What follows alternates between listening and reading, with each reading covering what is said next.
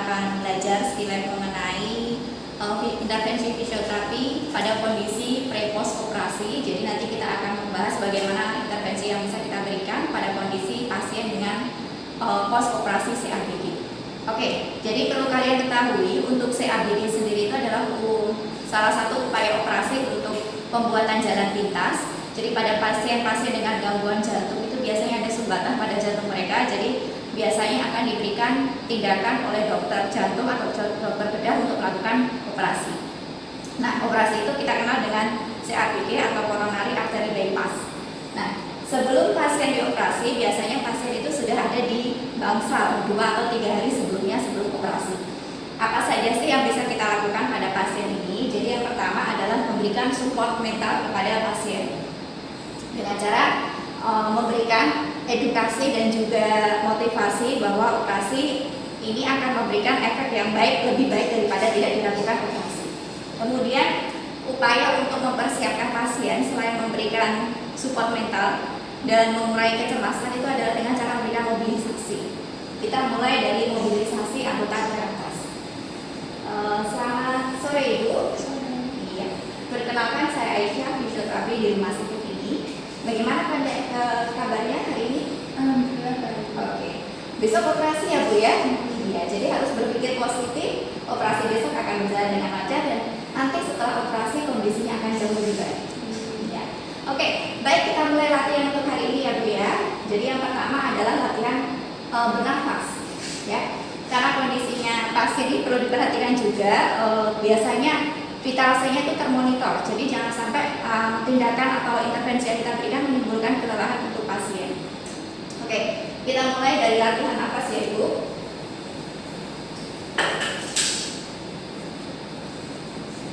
Ini dipegang matanya. Kita mulai dari breathing control. Tujuan dilakukan breathing control itu adalah memberikan efek relaksasi juga untuk mengumpulkan oksigen sebanyak-banyaknya ke dalam paru-paru. Oke, tarik nafas ya Ibu ya. Nggak apa ya? Enggak itu. Buka aja. Oke, baik. Kita mulai dari breathing exercise. Nanti Ibu dengarkan dari saya. Jadi tarik nafas dari hidung dan keluarkan dari mulut secara perlahan. Sudah paham? Oke. Supaya aman juga, biasanya wajah pasien kita palingkan, jadi wajah pasien tidak menghadap ke kita. Ibu silakan dari sana. Ya, bisa kita mulai Bu. Oke, tarik nafas. Tunggu sebentar. Tarik nafas, hembuskan. Jadi ikuti instruksi saya ya. Ya, silakan. Tarik nafas. Oke, hembuskan seperti biasa. Oke, lagi tarik, hembuskan. Tarik, hembuskan. Untuk breathing control sendiri bisa kita ulangi 8 sampai dengan 12 kali. Ya. Gimana Ibu, rasanya sudah enak kan?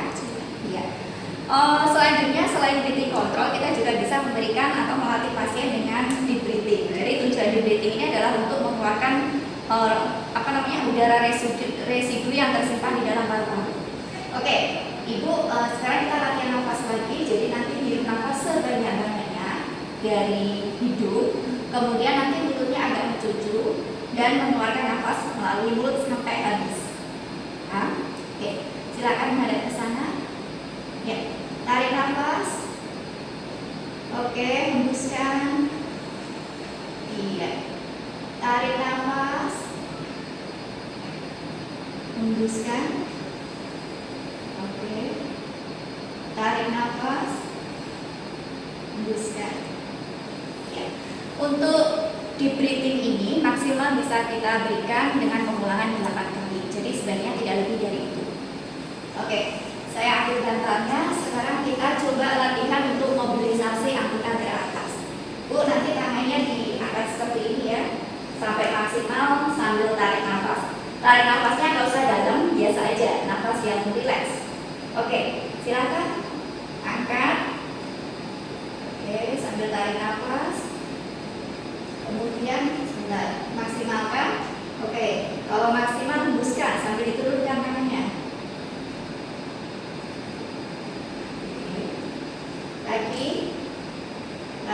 nafas.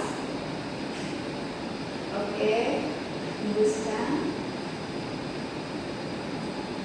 Ya, ini bisa kita ulangi 3 sampai dengan 4 kali. Kemudian dengan gerakan yang lain, silakan dibuka seperti ini ya Bu ya. Oke, sambil tarik nafas. Turun dulu. Ya, tarik nafas. Hembuskan. Oke, tarik. Oke, hembuskan. Oke, sama seperti dosis yang sebelumnya. Kemudian juga bisa kita tambahkan dengan mengangkat bahu, kemudian turunkan, depresi, elevasi. Oke, angkat, turun. Oke, angkat, turun. Sekali lagi. Ya. Kemudian kenapa sih kita melakukan exercise pada anggota gerak atas? Tujuannya adalah untuk mempersiapkan otot-otot daerah torakal supaya nanti setelah operasi itu lebih rileks daripada tidak diberikan exercise. Kemudian jangan lupa untuk memperhatikan juga anggota gerak bawah. Kenapa? Karena anggota gerak bawah nanti ketika pos operasi mungkin tugasnya akan menjadi lebih berat. Kenapa? Karena dia akan mengambil alih sebagian yang seharusnya dilakukan oleh anggota gerak atas. Oke, Ibu, sekarang kita latihan untuk kakinya. Sekarang ditekuk. Oke, lurus, lurus, lurus. Ya, oke. Tekuk lagi. Ini dilakukan secara aktif. Oke, gantian. Lurus. Oke, lagi. Lurus. Kita juga perlu melakukan pumping exercise supaya memperlancar aliran darah, terutama yang ke perifer anggota gerak bawah. Nanti gerakannya seperti ini ya Bu ya. Yuk, silakan. Dorong. Oke. Ini bisa mengurangi bengkak karena sebagian besar penderita jantung itu ada bengkak pada anggota geraknya. Oke, kemudian diputar.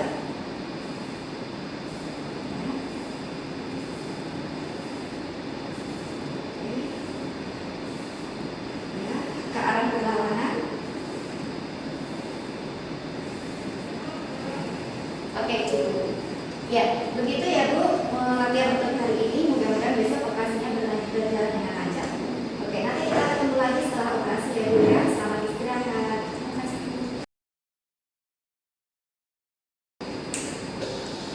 Baik, hari ini kita memasuki fase yang pertama setelah pasien menjalani operasi. Jadi di pos operasi itu ada 4 fase. Jadi ada fase 1, fase 2, fase 3, dan fase 4. Ini adalah fase pertama, jadi fase ini itu dimulai 48 jam setelah kita bisa masuk di fase ini setelah 48 jam pos operasi. Jadi 48 jam kurang lebih hari ketiga atau hari kedua kita bisa masuk ya.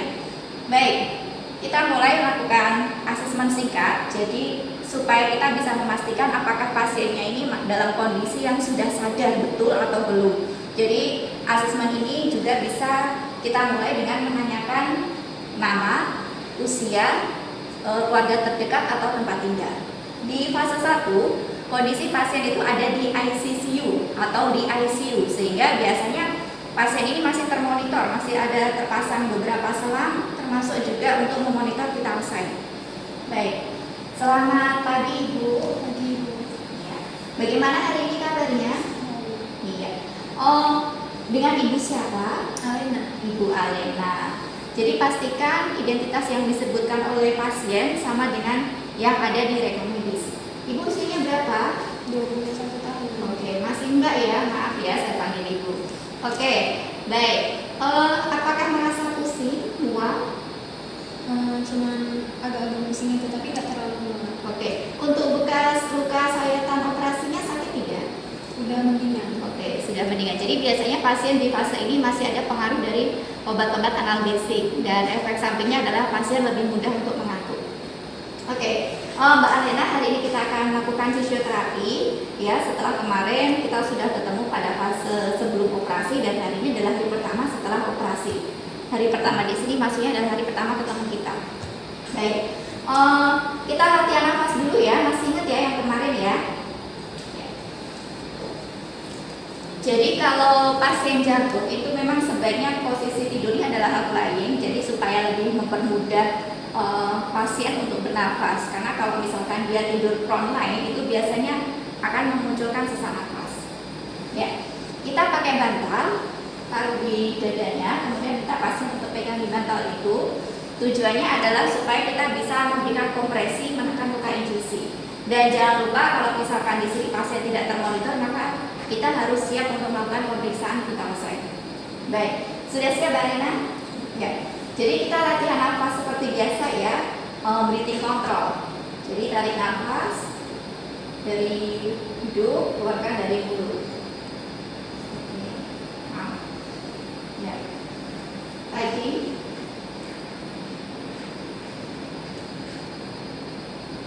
Ya. Oke, dosisnya masih sama. Kemudian forced breathing, ya tujuannya adalah untuk menghilangkan volume residu yang tersisa di paru-paru. Sekarang kita latihan tarik nafas dari hidung, kemudian mulutnya agak mengkerucut untuk mengeluarkan udara. Jadi lakukan semaksimal mungkin. Kita mulai ya. Tarik nafas.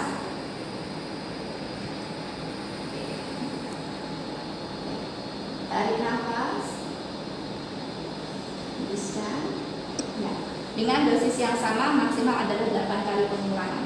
Sebagai catatan juga, pasien pada kondisi ICU ini biasanya masih terpasang selang oksigen. Jadi ketika kita latihan breathing, kita lepas dulu selangnya sebentar. Setelah kita selesai latihan breathing, maka boleh dipasang lagi. Kemudian juga untuk mengurangi risiko sakit post incisinya atau nyerinya, kita bisa melakukan latihan batuk efektif atau huffing. Jadi bisa dilihat saya dulu. Jadi nanti tarik nafas yang banyak, kemudian keluarkan dari mulut, dan yang terakhir itu dibatukkan. Ya, bisa? Oke, coba tarik nafas, keluarkan, batukkan. Oke, bagus. Kita ulangi lagi ya. Tarik nafas, hembuskan, batukkan. Oke, baik. Untuk huffing ini adalah 3 kali. Tujuan pemberian huffing itu adalah untuk mengurangi sputum atau tumpukan sputum akibat dari gerak baring. Baik, ini sudah. Sekarang saya ambil dulu bantalnya. Kita sekarang latihan untuk menggerakkan anggota gerak atas ya. Sama seperti kemarin ya, sambil diangkat, sambil tarik nafas. Silakan, yuk angkat.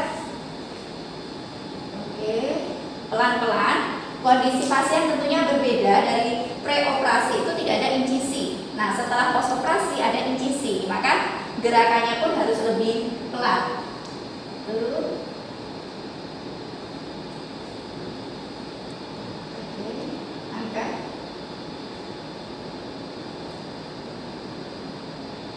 Dulu. Oke, sekarang ke samping.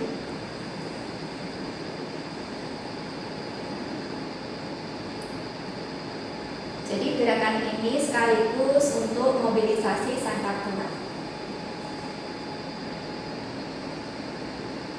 Oke, cukup. Kemudian anggota gerak bawah sama seperti kemarin yaitu ya, maaf ya Mbak, tekuk. Oke, lurus, tekuk, lurus. Gantian satunya, lurus. Lurus, kemudian gerakan pumping exercise.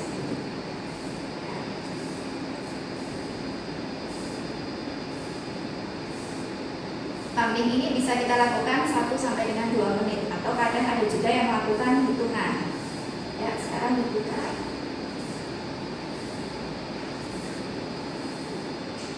Oke, arah sebaliknya. Perhatikan selalu vital sign pasien, jangan sampai exercise kita menimbulkan kelelahan atau justru bikin pasiennya drop. Jadi selain dari vital sign, kita juga harus memperhatikan ekspresi wajah pasien, apakah nampak pucat, keluar keringat berlebihan, kemudian bibirnya memutih. Kalau seperti itu berarti harus dihentikan. Oke, cukup. Baik, Mbak Arena, hari ini latihannya cukup hari ini ya, cukup sampai di sini ya. Besok kita ketemu lagi untuk latihan selanjutnya. Oke, terima kasih. Baik, kita memasuki masih di fase 1 tetapi dengan kondisi pasien yang berbeda. Kalau sebelumnya adalah tentang pasien di fase 1 pada room atau ruangan ICU atau ICCU. Nah, sekarang kita ketemu pasien lagi masih di fase 1 tetapi kondisi pasien sudah lebih baik, jadi sudah boleh pindah ke bangsal. Ya. Selamat siang Mbak Lena. Ya, sudah lebih baik ya dari kemarin ya. Iya. Ini sekarang kita ada di bangsal yang Mbak Lena. Mohon maaf. Ya. Nah, kondisi vital sign-nya juga sudah lebih stabil. Jadi hari ini kita akan lakukan latihan. Selain latihan yang sudah kita bahas sebelumnya, mobilisasi untuk anggota gerak atas dan bawah, kemudian juga latihan breathing. Itu di fase ini bisa kita tambahkan untuk latihan mobilisasi. Jadi latihan-latihan sebelumnya itu bukan dihilangkan, tetapi tetap ada untuk mengawali latihan selanjutnya. Oke, hari ini kita akan latihan breathing ya Mbak ya. Jadi yang pertama, posisi pasien half lying, kemudian ditekuk Mbak. Oke. Ya. Kemudian dibawa ke tepi bed. Kemudian ini tangannya, karena ini adalah pasien jantung dan dia adalah pasien yang dengan kondisi yang lebih kuat, kita arahkan saja. Mbak, diri. Oke, kepalanya Mbak. Ya. Dengan kondisi seperti ini, kita bisa lurus dulu. Ini adalah kondisi memiringkan pasien, jadi miring kanan dan miring kiri. Nah, sebaiknya supaya aman pasiennya bisa kita geser agak ke tengah. Ya. Oke. Jadi miring kanan, miring kiri ini dilakukan minimal adalah 2 menit. Tujuannya adalah untuk mengurangi resiko decubitus atau memberikan relaksasi untuk otot-otot para telinga. Oke, sekarang kita latihan miring ke sini ya Mbak ya. Lengkap dulu. Kemudian agak geser ke sana. Geser dulu. Oke, kemudian ditekuk, kemudian dibawa badannya. Ya. Jadi sekali lagi minimal adalah 2 menit. Kalau pasiennya tidak nyaman dengan posisi ditekuk lututnya, bisa diluruskan. Nah, Mbak Lena, sekarang kita latihan untuk duduk ya. Ya, jadi geser dulu. Geser ke sana. Ya, ini latihan untuk duduk. Jadi posisinya harus diawali dengan posisi miring. Miring dulu Mbak.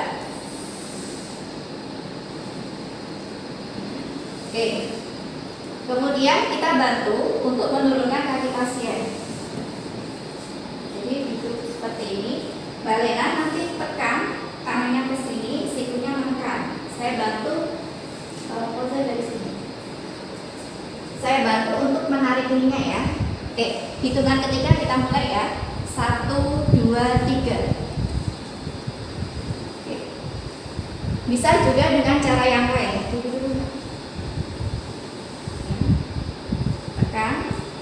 Kita bisa bantu untuk yang di sini. Yuk, 1, 2, 3. Oke. Pada saat pasien duduk, kita amati dulu bagaimana kondisinya. Pusing nggak Mbak? Enggak Mbak. Enggak. Berkunang-kunang nggak? Iya. Iya, berkunang-kunang. Jadi ketika pasien merasakan berkunang-kunang itu tidak juga langsung kita timbulkan, kita tunggu dulu. Reaksi itu wajar karena pasien sudah beberapa hari menjalani terapi. Jadi ditunggu sampai kondisinya stabil.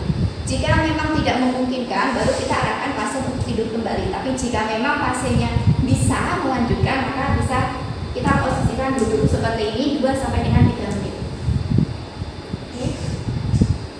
Ya, bisa kita lanjutkan Mbak. Sekarang kita mau latihan untuk turun dari bed. 3. Baik, sekarang kita akan latih pasien untuk turun dari bed, masih dalam satu rangkaian transfer ambulasi. Sudah siap Ibu? Maaf ya Mbak. Ya. Baik, yang pertama adalah menggeser pantat ke tepi bed. Jadi nanti tangannya ditempelkan di sini sambil menggeser pantatnya pelan-pelan. Yuk, sampai ke tepi bed. Dan pastikan pasien sudah menginjak stulnya. Oke, cukup? Ya. Oke. Pada saat seperti ini mengurangi resiko pasien jatuh, maka terapis ada di depan pasien dan memegangi sabuk atau celana pasien. Bisa pegang pundak saya. Ya. Nanti hitungan ketiga turun ya. 1, 2, 3. Oke. Ya, mundur dulu. Standar juga. Ya. Ya. Kita tanyakan dan cek kondisi pasien. Pusing tidak? Agak sedikit pusing. Agak pusing. Jadi stop dulu. Kita tunggu sampai kondisinya lebih stabil. Kalau memang kondisi pusingnya berlanjut, langsung kita naikkan lagi pasien untuk istirahat juga. Oke, gimana? Masih pusing? Sudah. Sebelum kita latihan jalan itu lebih baik, sebelumnya lebih baik lagi kalau misalkan kita latih keseimbangan pasien. Ya, jadi sambil kita berikan dorongan, kita kasih dorongan yang kayak ini menjaga keadaan. Ya. Kita mengetahui apakah keseimbangannya cukup bagus atau tidak. Oke, sepertinya cukup bagus. Dan kita bisa melatih pasien untuk jalan di sekitar bed. Latihan jalan ya Mbak ya? Di sekitar bed ya. Jika nanti pusing, langsung bilang dan berhenti. Masih pusing. Oh masih pusing, berhenti dulu. Kita bisa sediakan kursi, jadi pasien bisa duduk sebentar. Oke, atau berhenti sebentar. Ya, bisa kita lanjutkan? Ya, muter sini Mbak.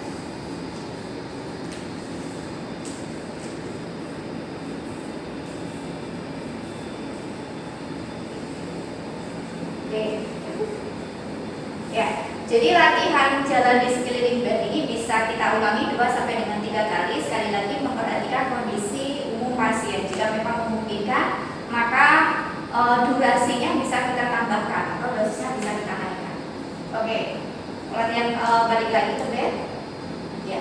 Di fase 1 kondisi pasien di bangsal itu juga bisa kita latih pasien untuk melakukan toileting. Jadi kembali mengajarkan kemandirian kepada pasien. Ya. Oke. Naik lagi ya, Mbak. Ya. Yuk, sambil pegangan bed. Tahan. Kemudian mundur, Mbak. Oke. Ya, kemudian duduk dulu. Kita bantu untuk menaikkan pasien. Ya. Silakan. Hari ini latihan sudah selesai ya Mbak. Silakan untuk melanjutkan istirahatnya. Ya. Baik. Kita masih di fase 1, tetapi kondisi pasien sudah jauh lebih baik. Artinya untuk mobilisasinya bisa kita tingkatkan. Nah, di fase 1, fase bangsal ini sebelum pasien pulang itu kita juga harus mengetahui endurance-nya. Jadi kita bisa melatih atau bisa melakukan tes 6-minute walking test. Hal-hal yang perlu diperhatikan sebelum 6-minute walking test adalah mengukur vital sign dari tekanan darah, denyut nadi dan juga pernapasan. Oke, Mbak Alena sudah siap. Hari ini kita akan latihan untuk melihat endurance-nya ya. Jadi nanti Mbak Alena bisa jalan dari sini ke sana, jalan dengan santai saja. Nanti saya akan mencatat hasilnya dan juga nanti kalau ada sesak nanti bisa disampaikan. Itu ya. Oke, bisa kita mulai? Ya. Silakan berdiri. Oke. Dimulai dari sini Mbak Alena. Ya. Silakan mulai berjalan. Fisioterapi di sini harus bisa mengamati dan bisa selalu waspada karena dikhawatirkan ketika pasiennya berjalan tiba-tiba muncul sesak nafas atau juga pasien pingsan. Jadi fisioterapi juga harus mencatat hasilnya. Untuk mengukur derajat sesak nafas kita bisa menggunakan skala Bolk. Oke. Balik lagi. Kalau ada sesak nafas bilang ya.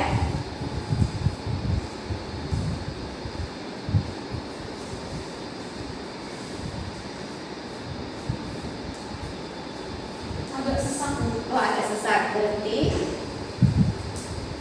Kemudian silakan untuk duduk dulu. Ya. Oke, jadi untuk 6-minute walking test ini waktunya bisa kita pause sesuai dengan kemampuan toleransi pasien. Kita bisa ukur berapa kali pasien pulang balik dalam waktu yang ditempuh atau didesain di mana pasien mampu melakukannya. Oke, bisa dijelaskan ke saya Mbak sesaknya itu seperti apa? Apakah sesak sekali atau sesak yang ringan atau sampai ngos-ngosan? Sesaknya masih ringan. Oke, Jadi kalau menurut penilaian skala Bob, pasien ini masih mengalami sesak yang ringan. Baik, kalau begitu latihannya kita stop dulu ya. Terima kasih untuk hari ini. Nanti kalau sisanya sudah berkurang, saya akan kembali ke bangsa. Oke. 3. Baik, kita masih di fase 1 dan untuk kali ini adalah model terapi yang lain. Jadi sebelum pasien pulang, kita siapkan dulu masih di endurance-nya dan juga untuk power-nya. Jadi nanti Mbak naik tangga, naik ini kemudian turun. Jadi saya contohkan dulu, naik, berhenti, turun. Ya, kemudian balik-balik, naik, berhenti, turun. Oke, sudah siap? Bisa kita mulai? Yuk, silakan naik. Oke, turun, naik. Ya. Jadi naik turun tangga ini bisa kita lakukan selama 2 sampai dengan 3 menit. Dan selalu diperhatikan kondisi umum pasien. Jika memang tidak memungkinkan, latihan langsung kita hentikan. Oke, cukup. Ya, selanjutnya kita ke sana, silakan.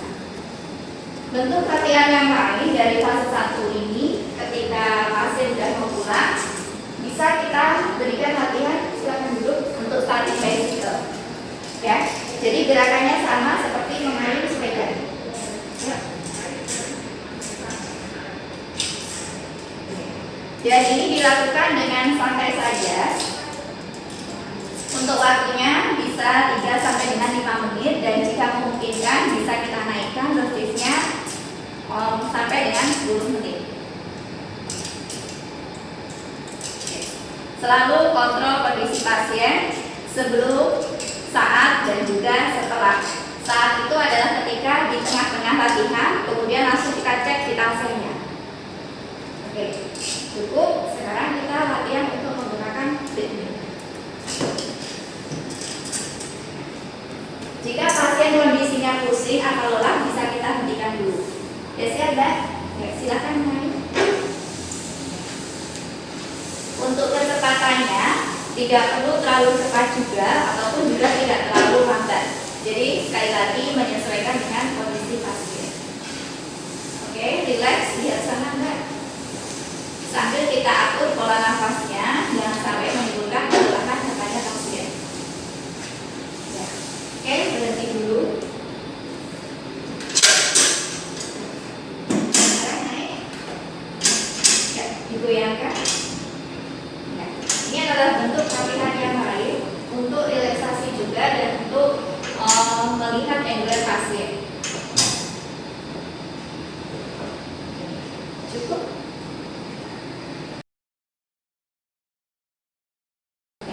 Baik, hari ini kita akan memasuki fase fase kedua setelah fase 1 selesai. Jadi pada fase 2 ini pasien sudah keluar dari rumah sakit. Untuk program latihan yang bisa kita berikan ini bisa berupa latihan penguatan. Nah, contohnya adalah pemberian latihan beban. Kita kasih beban, ini ada beban 2 kg. Jadi kalau misalkan tidak ada 2 kg, kita bisa mulai dari setengah kilo atau misalkan dari 1 kilo. Nah, latihan ini bisa dilakukan di rumah. Jadi fisioterapi di sini adalah bisa melakukan home visit atau bisa merancang program latihan. Oke, siap Ibu? Coba kita lakukan, Ibu. Ya. Oke. Ya. Coba gantian tangan satunya.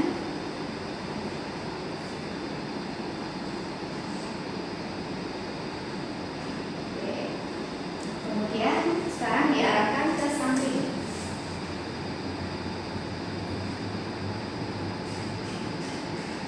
Oke, gantian.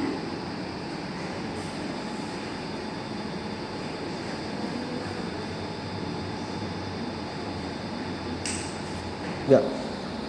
Untuk latihan penguatan di fase 2 kita bisa memanfaatkan teraben. Jadi kita ikatkan teraben di kursi, kemudian masukkan kaki pasien.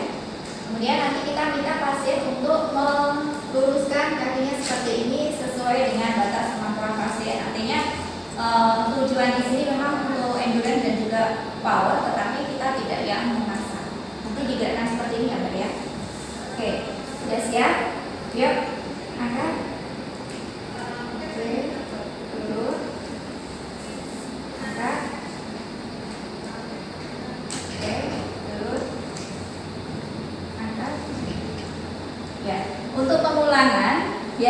diulangi 5 sampai dengan 8 kali. Kembali lagi sesuai dengan toleransi pasien. Dan ini bisa kita lakukan bergantian untuk kaki yang satunya juga.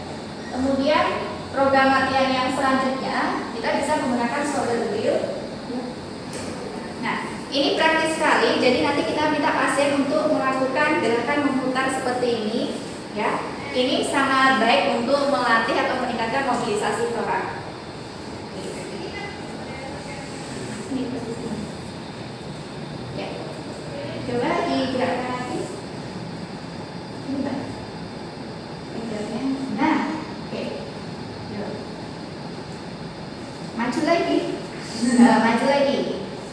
Oke, ya. Nah, ini bisa dilakukan secara bergantian. Coba satunya. Maju lagi. Ya.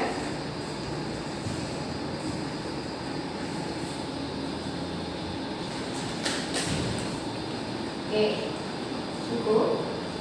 Dan kalau misalkan tidak ada shoulder wheel, kita bisa memanfaatkan teraben atau kain. Kemudian nanti kita minta pasien untuk menggerakkannya ke atas, ya, atau juga dari bawah. Nah, oke, nggak usah terlalu lemas. Oke, sekarang digerakkan ke atas. Oke, turun. Turunnya kurang ke bawah. Ya. Dengan posisi seperti ini bisa melatih untuk ekspansi toraknya, kemudian mengurangi risiko spasme pada otot-otot daerah dada dan juga otot-otot daerah punggung. Oke, bisa juga kita modifikasi dengan cara dari belakang.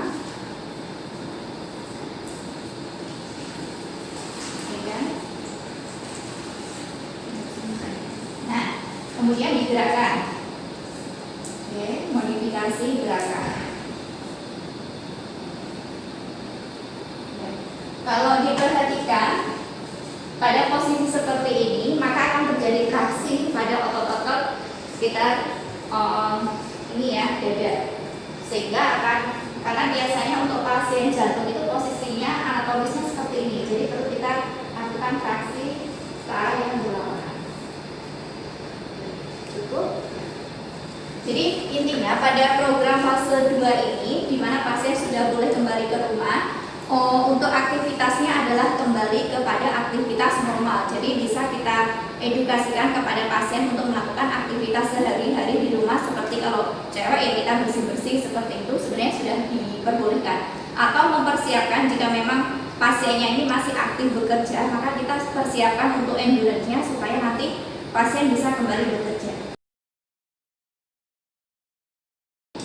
Oke, baik. Sekarang kita masuk di fase 3. Untuk fase 3 ini kegiatan yang bisa dilakukan oleh pasien itu bisa bersifat individu, juga bisa bersifat kelompok. Kalau untuk kegiatan individu itu kita harus merancang. Kita sebagai fisioterapi itu tugasnya adalah mendampingi dan juga merancang program untuk pasien. Contoh aktivitas yang bisa dilakukan oleh pasien secara individu atau berkelompok itu adalah jogging, kemudian renang, bersepeda. Nah, ini adalah salah satu contoh yang bisa dilakukan secara independen atau dilakukan secara sendiri. Nah, untuk dosisnya sendiri, berapa lama, berapa kali, sebaiknya jenis olahraga yang dipilih itu adalah olahraga aerobik. Kemudian untuk tipenya itu adalah seperti ini, jadi yang tidak intensitasnya tidak terlalu tinggi, jadi intensitas rendah ke intensitas sedang. Kemudian berapa lama, sebaiknya dilakukan 30 menit, seminggu bisa 3 kali. Itu adalah dosis untuk meningkatkan endurance dan juga meningkatkan kondisi atau meningkatkan kemampuan jantung. Ya, sekarang kita memasuki fase 4. Di fase 4 ini adalah tahap maintenance yang lebih lebih general, dan biasanya di fase 4 ini bisa berlangsung setelah 12 bulan dan seterusnya. Jadi program latihan yang kita berikan pada pasien di fase 4 ini adalah menjaga supaya tidak terjadi serangan berulang. Kemudian juga menjaga kebugaran fisiknya dan kebugaran jantungnya. Untuk jenis aktivitas yang dipilih ini beragam. Biasanya pasien sudah tergabung dalam kelompok-kelompok grup khusus seperti kelompok jantung sehat atau dan lain sebagainya. Kalau misalkan pasien menyukai senam, bisa kita arahkan untuk bergabung di kelompok senam, ataupun juga yang untuk relaksasi itu adalah kelompok senam tai chi. Begitu. Kira-kira seperti itu yang bisa kami sampaikan. Terima kasih banyak, selamat belajar dan mudah-mudahan video ini memberikan manfaat untuk semua. Saya akhiri, wassalamualaikum.